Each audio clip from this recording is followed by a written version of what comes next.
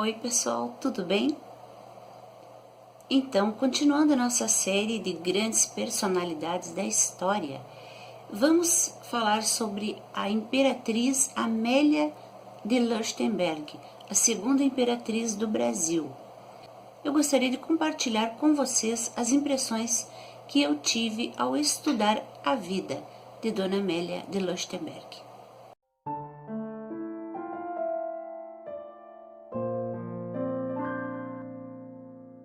Amélia de Leuchtenberg, a princesa esquecida.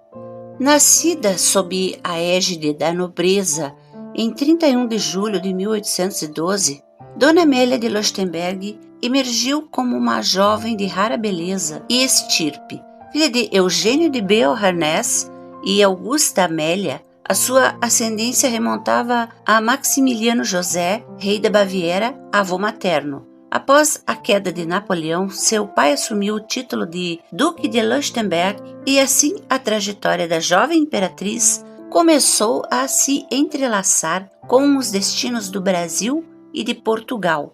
Em um capítulo crucial da história, o Marquês de Barbacena, numa missão confiada por Dom Pedro I, conduziu os desígnios e o destino, do Brasil até a Baviera, onde encontrou a jovem de 17 anos.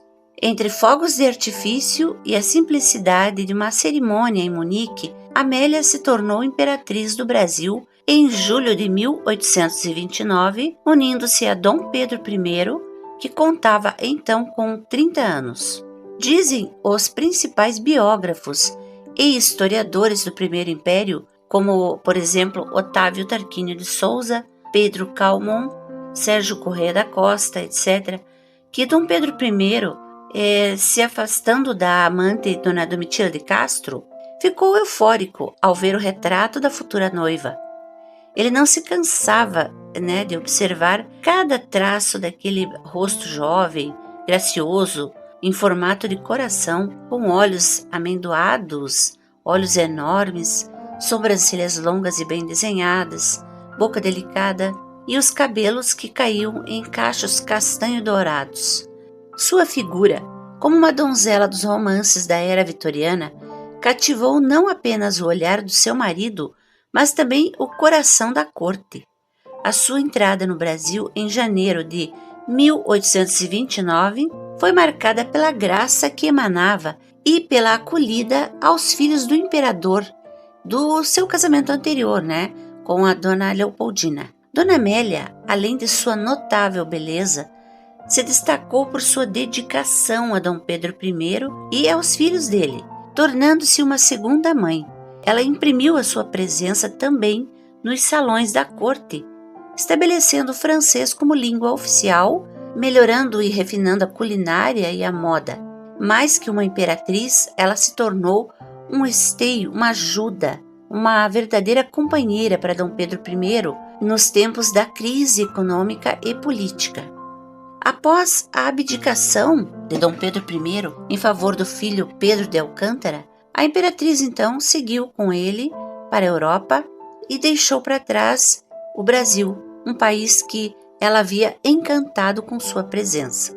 Sim, embora os brasileiros tivessem Dona Leopoldina como uma espécie de mãe, eles também se encantaram com aquela moça delicada, graciosa e de coração enorme.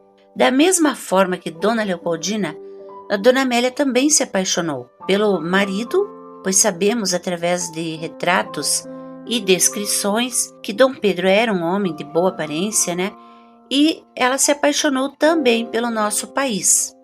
E ela, como uma verdadeira princesa de contos de fadas, não se tornou, porém, uma madrasta, como nas histórias de fantasia. Ela foi uma verdadeira mãe para os filhos do imperador. Quando ocorreu a abdicação, enquanto Dom Pedro I lutava pela coroa portuguesa, Dona Amélia, em Paris, desempenhava um papel crucial, buscando apoio político e cuidando da filha recém-nascida, Maria Amélia, e também de Dona Maria da Glória, que era a filha mais velha de Dom Pedro, que tinha sido traída pelo tio Dom Miguel. Dom Pedro, como um pai muito dedicado que ele era, ele não hesitou em empunhar a espada e lutar pela honra e pelo trono da filha. A vitória de Dom Pedro sobre Dom Miguel trouxe a família de volta a Lisboa em 1833, mas a felicidade então foi curta. Em 1834, Dom Pedro, já enfraquecido pelo sofrimento, pelo grande desgaste físico nas batalhas, contraiu tuberculose e faleceu, deixando Amélia viúva aos 22 anos. A vida dela, então, tomou um curso bem mais pacato, mais triste, Dedicando-se à educação da filha Maria Amélia. Ela também se dedicou muito à jovem beldade que se tornou a Duquesa de Goiás, que era filha de Dom Pedro e da Marquesa de Santos. Para vermos, como Dona Amélia tinha um coração generoso.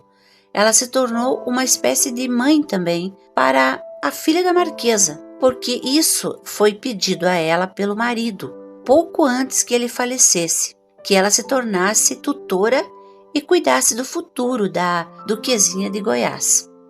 De fato, ela cuidou e, através do seu empenho, a jovem Maria Isabel de Alcântara brasileira conheceu um nobre conde alemão, rico, bondoso e com quem ela foi muito feliz. A tristeza e a solidão se abateram sobre Dona Amélia quando, em fevereiro de 1853, a sua filhinha Maria Amélia faleceu na Ilha da Madeira, também vítima de tuberculose. A luz da vida de Amélia se apagou, deixando-a imersa em luto e pesar.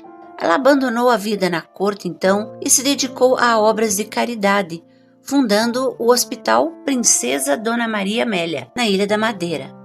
Após, então, a morte daquela que seria o seu último elo com o passado, que era a Rainha Maria da Glória, sua enteada, e também Rainha de Portugal, a vida para Dona Amélia se tornou muito triste. Eu vou ler o trecho que fala dos seus últimos dias, escrito por um cronista do século XIX. A vida para Dona Amélia estava nula de sentido. Retornou a Portugal. Restava-lhe pouco, e a 15 de novembro de 1853 morreu Dona Maria II, Rainha de Portugal, graças a um enfraquecimento causado pelo parto. A notícia alarmou a cidade, mas o povo não chorou a sua rainha. Os amigos, sim. Os amigos acorreram ao passo, e entre eles a Duquesa de Bragança, Dona Amélia. Há muita lágrima furtiva que rola, muito coração que se despedaça. No esquecimento, desapercebido, tomba sobre as faces cavadas de Dona Amélia o pranto silencioso. Posto que tivesse ressentimentos contra a rainha, a madrasta sentiu a morte da enteada. Não há mágoas nem ressentimentos que apaguem e extinguam de todo uma amizade de família que chegou um dia a ser sincera. O tempo passa. Dona Amélia envelhece no Palácio das Janelas Verdes, vendo passar tudo. O tempo, as pessoas queridas, tudo que ela amou. Um último consolo.